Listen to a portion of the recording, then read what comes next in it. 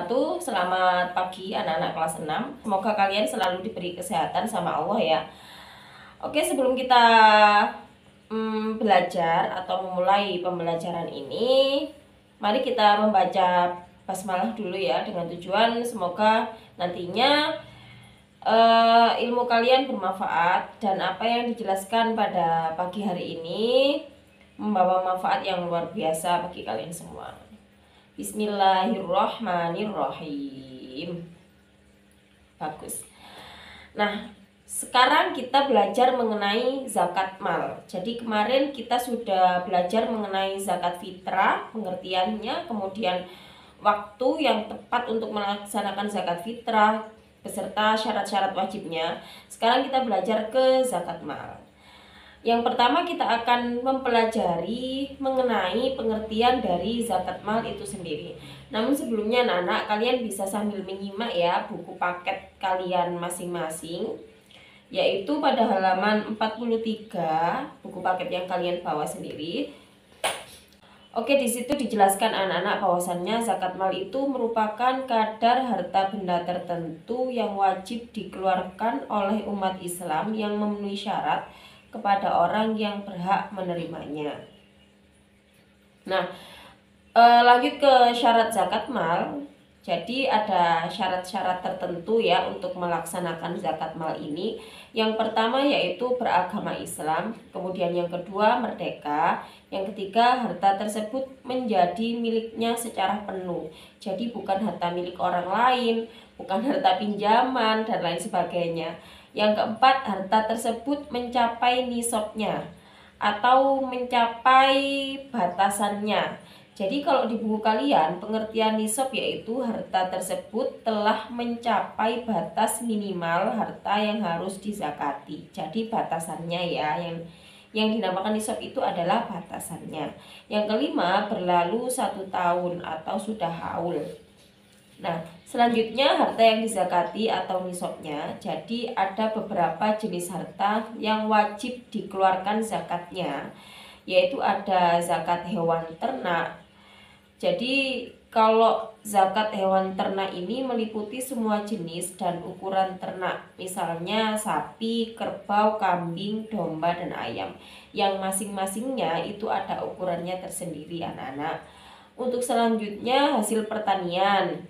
Jadi hasil pertanian ini bisa dikatakan hasil tumbuh-tumbuhan atau tanaman yang bernilai ekonomis seperti biji-bijian, umbi-umbian, padi, dan lain sebagainya. Yang ketiga adalah emas dan perak. Yang keempat harta perniagaan atau harta perdagangan. Yang kelima barang temuan atau bisa kita istilahkan dengan istilah rikas. Oke, lanjut sekarang ke nisab atau kita kenal dengan istilah batasan dari harta yang akan dizakati. Beralih ya anak-anak ke halaman 44. Di situ yang pertama ada nisab zakat emas, harta dan uang. Jadi batasan zakat emas, harta dan uang itu apa aja? Yang pertama, nisab emas sebesar 85 gram dan nisabnya perak sebesar 600 gram. Itu kalau menurut ukuran dari Basnas ya, Badan Amil Zakat, Infak dan Sodako, ukurannya segitu. Kemudian kadar zakatnya adalah 2,5%. Jadi kalau misalnya kita mempunyai harta minimal 90 gram emas, kemudian harta tersebut disimpan, istilahnya tidak dipergunakan atau tidak dibuat usaha lainnya, itu kita wajib mengeluarkan zakat sebesar 2,5%-nya dari jumlah uang emas sebesar 90 gram tersebut selama 1 tahun ya. Kemudian yang kedua, nisab zakat ziroah atau pertanian. Nah, semua hasil bumi atau pertanian wajib dikeluarkan zakatnya. Misalnya padi, buah-buahan, atau sayur-sayuran. Itu wajib dikeluarkan anak-anak. Kita wajib mengeluarkan zakat pertanian itu ketika sudah mencapai nisab atau batasannya, yaitu 5 wasak atau mudahnya 650 gram. Nah, Zakatnya, kadar zakatnya adalah 10% dan ada juga yang 5% ya. Tentunya dengan berbagai ketentuan. Dilihat dari cara pengairannya. Yang selanjutnya nisab zakat perniagaan. Harta perniagaan zakat dan nisabnya sama dengan zakat dan nisabnya emas. Jadi perniagaan ini atau zakat perdagangan ini itu nisabnya atau batasan ketentuannya itu kita samakan dengan nisabnya emas atau batasan dari zakat emas itu sendiri. Kemudian yang keempat, nisab zakat rikas atau barang temuan. Jadi tidak ada batasan ya pada zakat harta temuan ini. Ketika kita mendapatkan atau menemukan harta karun, maka saat itu juga dikeluarkan zakatnya sebanyak 20%. Dan hanya sekali saja. Jadi ketika kita menemukan uang, katakanlah uang itu banyak sekali, kemudian kita zakatkan 20%-nya. Tidak usah per tahun, tapi hanya sekali temuan saja. Sudah cukup. Selanjutnya yang kelima adalah nisab zakat binatang ternak. Jadi binatang ternak itu juga ada zakatnya anak-anak. Ketentuannya itu juga masing-masing hewan ternak.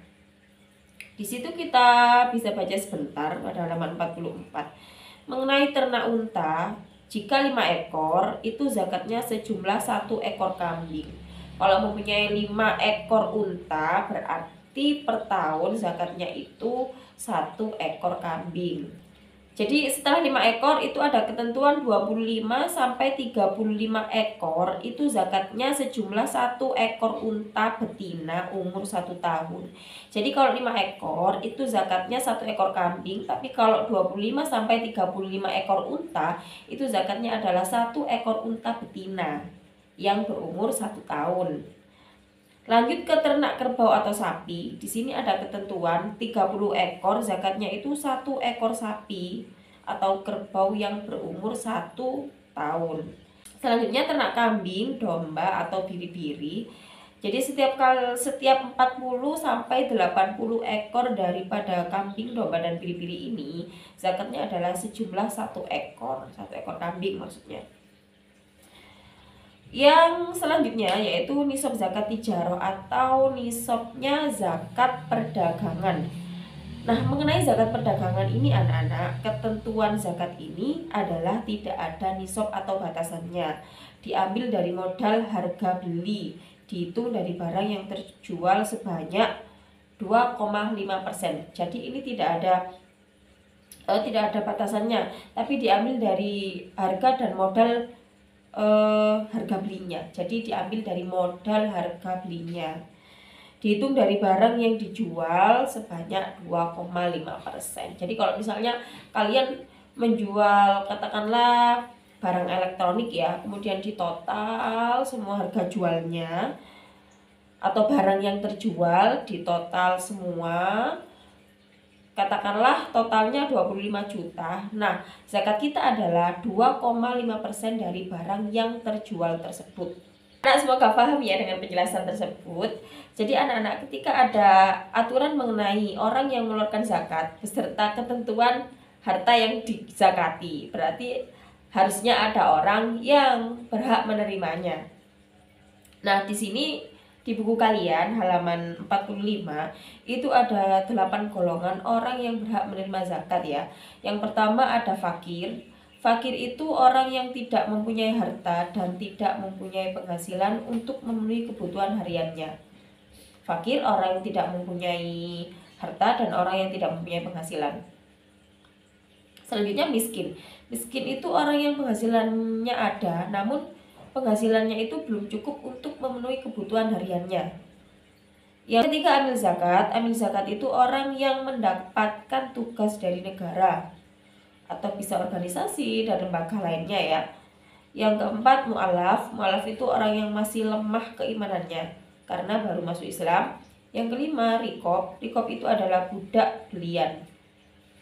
Yang keenam, ghorim. Ghorim itu orang yang dililit hutang atau orang yang mempunyai hutang sehingga dia tidak bisa untuk membayarnya. Yang ketujuh, sabilillah. Sabilillah itu orang yang berjuang di jalan Allah atau orang yang menegakkan agama Allah itu sendiri. Yang kedelapan adalah ibnu sabil. Ibnu sabil itu seorang musafir yang kehabisan bekal di tengah jalan. Nah, itu termasuk 8 golongan yang berhak menerima zakat. Oke anak-anak, mengenai hikmah dari zakat itu kalian bisa baca sendiri ya. Saya kira sampai di sini dulu penjelasan mengenai zakat mal. Semoga kalian paham dan mengerti, dan semoga ilmu yang kalian terima pada pagi hari ini bermanfaat. Terima kasih waktunya. Assalamualaikum warahmatullahi wabarakatuh.